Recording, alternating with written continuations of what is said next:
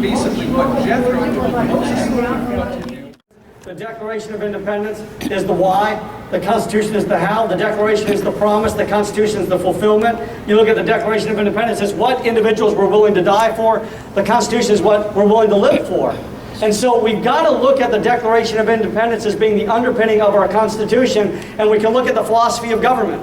What is, as we're talking about purpose of government, it helps to understand the philosophy of government. It tells us in the second paragraph of the Declaration what the philosophy of government is. We hold these truths to be self-evident.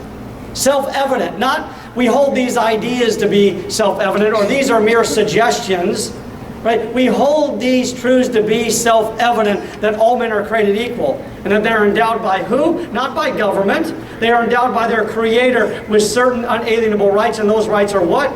Life, liberty, and the pursuit of happiness. That is the philosophy of our government.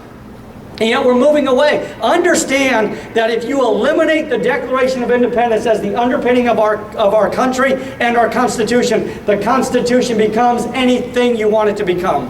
Anything you want it to become. You remove this idea that freedoms are inherent, you become South Africa. Remember the Constitution that Ruth Bader Ginsburg alluded to? Right? That's a Constitution that doesn't buy into the idea that our freedoms are inherent. It buys into the idea that only the individual can be liberated by government.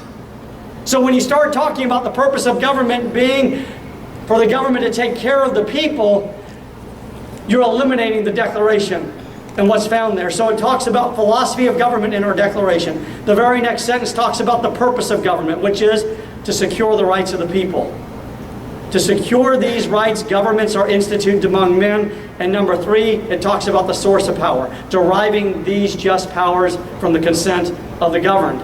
Right there, the answers are there for us. But we want to go onto these college campuses and have these sophisticated conversations about what this Constitution means. We don't need to go very far.